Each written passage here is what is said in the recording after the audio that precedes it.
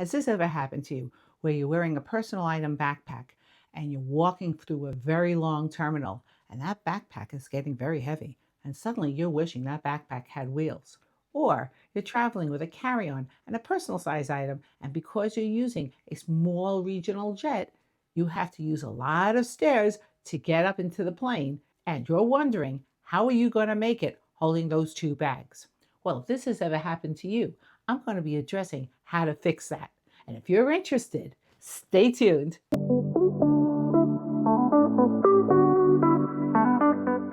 So recently I had this happen. I was traveling on a small regional jet and I had my carry-on and my personal item and I had to go up a load of stairs into the plane. And suddenly my carry-on and personal item became huge pains in the neck because I had to hold both of them as I'm going up the stairs. And that's not good. So I decided to go looking for a backpack that actually rolled because that would solve two problems. One, if I was traveling with an awful lot of stuff in that backpack, I could actually roll it if the terminal was really long. And two, if I was facing either a whole lot of stairs, either up to the plane or up to the terminal, I could throw my personal item onto my back and then just worry about taking my carry-on up to reduce the load. And that would reduce some of the stress along the way. So today I'm testing out two personal size rolling backpacks, and I had to make three criteria. They have to be able to hold at least a week's worth of clothing and all the additional stuff for the trip. Two, they had to roll. Three, they had to be able to be converted into a backpack. So if I have to handle a bag, all I'm worried about is my carry-on bag. So let me show you what I found. So this is the Arcoyard personal item size rolling backpack. So let's go over the features of the Arcoyard bag. Now here in the front, you have a nice deep pocket. And I wouldn't stuff this too much because it could make you have bulging. Over here, you have another pocket with the key leash, which is actually a nice key leash. Has two pockets here, a couple of pen pockets here, and another pocket here. It also has some volume at the bottom of the bag, but as I like to warn everyone, if you stuff out the front of the bag and you're trying to meet compliance, that could be a potential problem. The bag also has two pockets for water bottles or umbrellas or whatever else here on the side. The bag does have handles, which is nice, and they are comfortable handles and they snap together. But remember, you're not going to be holding this bag too much. You're going to be either wearing it on your back or rolling it. Now in this front compartment here, you have where the computer resides. I'm going to flip the bag around. So over here you have three pockets. You have a pocket for your computer, a pocket for an iPad or a e-reader, and you have this additional pocket here. Now over here in the bottom of the bag is a secret compartment that leads into the main body of the bag. And I like this feature because it makes for easier packing. And when I show you how the top part works, it'll make a lot more sense. Now the inside of this bag has four compartments. It has a side compartment on either side, one on this side, one on this side. It also has two compartments here in the back. There's a little secret compartment here for you to put your battery because on this side of the bag, there is an external charging port. And when I go to pack out this bag, you'll understand better how I use this top compartment over here. And the bottom of the bag has this rest here to prevent the bag from tipping over when fully packed out. And this bag, when you get to the top and you open it up, it's one of those wide frame bags that is good for keeping things open, but kind of harder for necessarily for packing things. I'm not always in love with these, but this bag has it. And you have access to the contents of the bag also from the top. And if you've actually packed this bag out right, where you put your clothing down at the bottom and you put the stuff that you're going to need for the flight here on the top, then you're okay to go because you don't have to pull the bag out that far to get to your stuff after you stuffed it under your seat. Over here in the back, you have your roller wheels, which are made out of a very sturdy rubber. I had no problems rolling this bag around. It was a breeze. It has the very important trolley pass-through because in case you want to use this as a personal item bag on top of your carry-on. And here in the back, in the secret compartment, are the two backpack straps, which hook very easily onto these hooks over here in the back. Now these backpack straps are even padded, so I found it comfortable to wear. but I wouldn't want to wear it for a long, long distance. I'll tell you that much, because this is not a proper backpack, so therefore it doesn't have like a sternum strap and it doesn't have other adjustments. But you can adjust it to a certain extent, and it has this nice little banding here, so when you go to tighten your backpack strap, you don't have a lot of dangle hanging off. You can just pull it down like that. And I appreciate little details like that. And when you're not using it in backpack mode, you can just stuff it right back into the bag. And right over here, which is the important part, is the handle to the bag. And the bag has 1, 2, 3 positions. And that's pretty good for an inexpensive bag like this. One last thing I want to point out to you. If you've been rolling this on the ground and you're going to then stick it on your back, you got to make sure to wipe off the wheels or you'll have wheel dirt all over your back. And this is the problem, I think, with this bag. I like a lot of other features on this bag, but this is the one thing that I wasn't thrilled about. And I want to point that out because if you're trying to make a decision between the two bags, then this is a problem for this bag. And here are the measurements for the bag and the weight of the bag.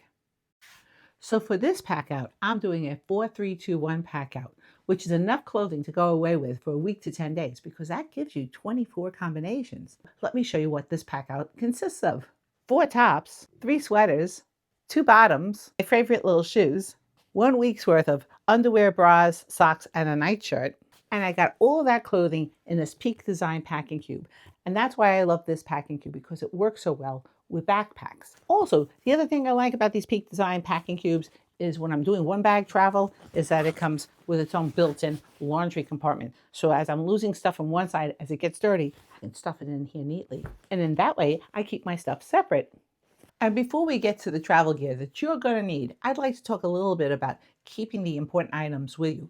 Because whenever you're traveling and you're out of your environment, it's easy to lose things like your wallet, your phone, your passport. And that's why I think it's invaluable to have a tracker with you. And the tracker that I like is Epica's Taggy Slim Finder card. First, I love the fact that it's so thin. It's the size of a credit card. Second, I love the fact that it will last up to 8 years. I've had trackers in the past and they've all died within a year, but I know with Epica that they stand behind their products and it's functional and it's very intuitive. I put the tracker either in my wallet, on my phone's credit card pocket, or even on my passport, and I can actually use the Apple Find My app to find any of these items that I've left behind accidentally.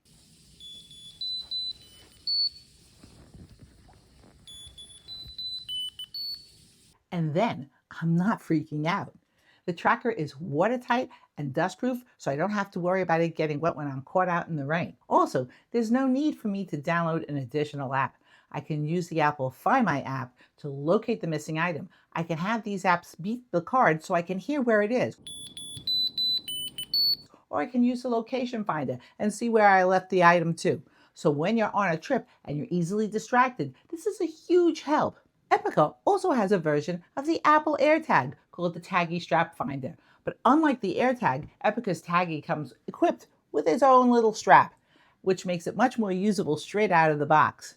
You can attach it to almost anything. For instance, you can put on your luggage, your backpack, your keys. You can even strap it onto a bicycle in case it happens to ride off on its own.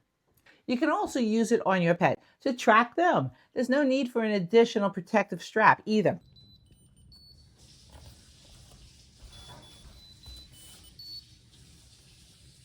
The Taggy comes with a 2-year battery, which doubles that of the AirTag, so you're not constantly having to change out the batteries. It's also waterproof, which is something you would really want if you're using it on your pet, because you never know where they're out and about in wet grass.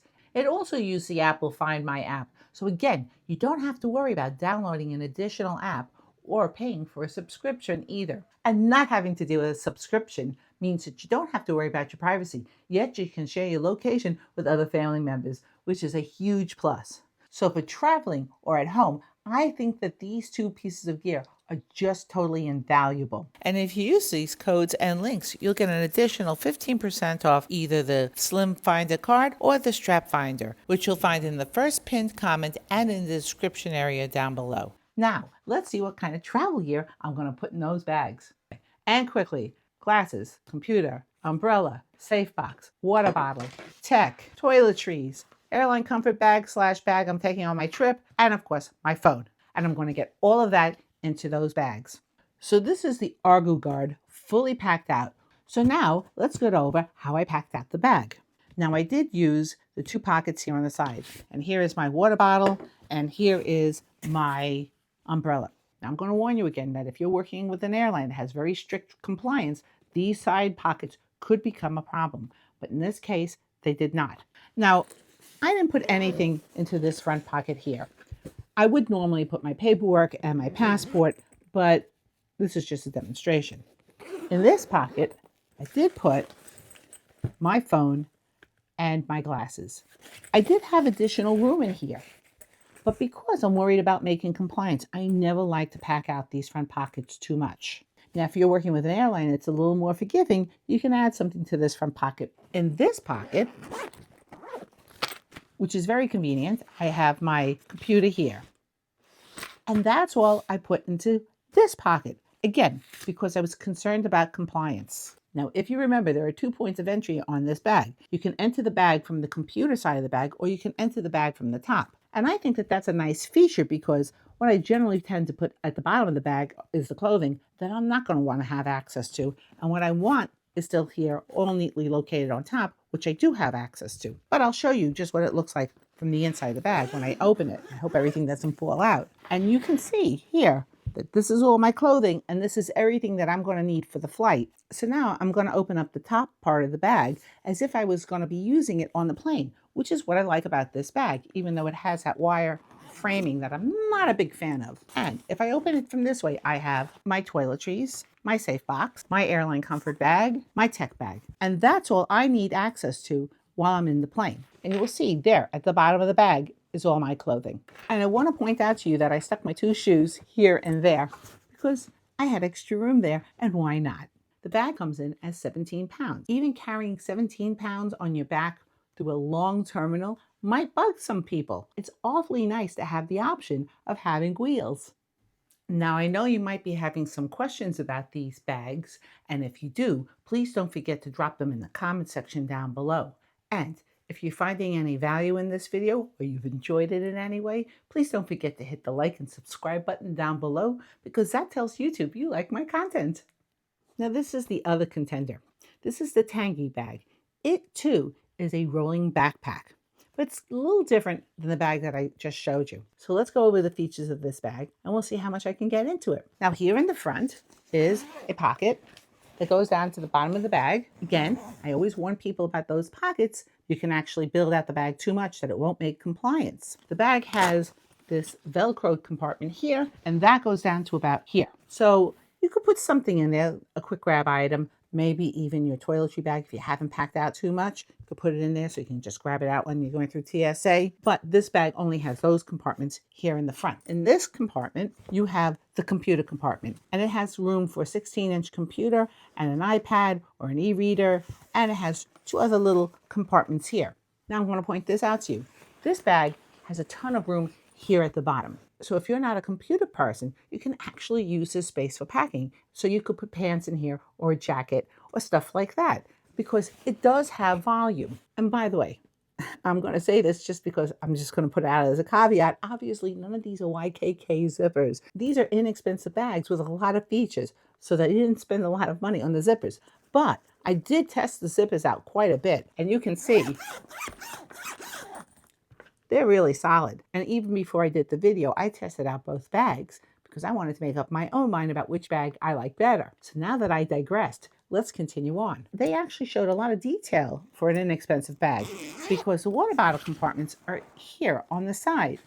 So you can just open it and use it as a water bottle compartment, or you could put a small umbrella here and zipper it up because you can. But it's a really nice finish to the bag.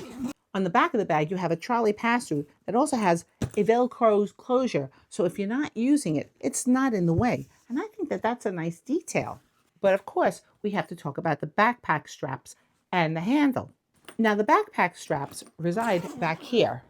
And this is what's a little different about this bag, because you can leave them connected, as you can see here. And that makes for an easy put away. And this cover, when you're using the backpack straps, converts to cover over the wheels here with this little Velcro closure like this. And that way you don't have to worry about wiping down the wheels after they've been rolling around on the dirty floor. And I like that feature. Now the handles again reside here in the top of the bag, and the handles are not rickety. And in positions you have 1, 2. So you don't have 3 positions with this bag, you have 2. And the handles zip away nice and neatly when you're not using them. Inside of this bag is very interesting because it has 2 Velcro sides that are gusseted. So if you're trying to get into this bag on the plane, you don't have to worry about things falling out from the side. But I'm going to open up the side so you can see better. Just unvelcro it like that, and it's open. On the lid of the bag, you have a nice wet compartment here with a zipper. So if you either want to put your toiletries here or you had a wet bathing suit or something like that, you could put it in here. You also have another compartment down here with a zipper. And this is where you would pack out the bag. Now, obviously, you would pack out this bag differently than the other bag that I just showed you. And here is the Tonyeee's dimensions and its weight. But I have to say that I thought that this bag was really well made and well conceived, and that's why I was interested in it. So let's talk a little bit about packing out small bags like this, and none of these are big bags. So you have to be kind of creative and think out of the box. Remember, I talked about that before, and not get into set ways about how you do things. So I did not use my tech pouch in this bag because it just didn't work. It was too bulky this way. So in this bag, I packed out my tech differently.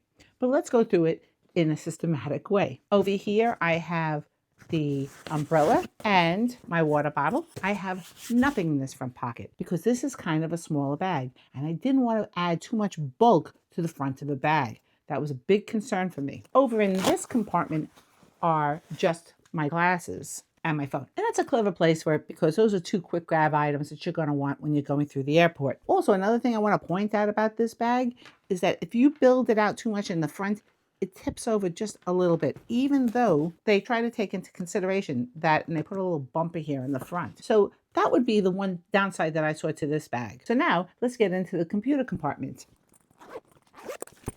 And in here I have at the bottom, because remember I said there's volume to this bag, all my tech. And notice that I have it more spread out in a flat bag. And in this way, I don't have the bulk anywhere that I don't want. I also have, of course, my computer. And now for the inside of the bag. Open up the gussets because you got to see what's going on in here.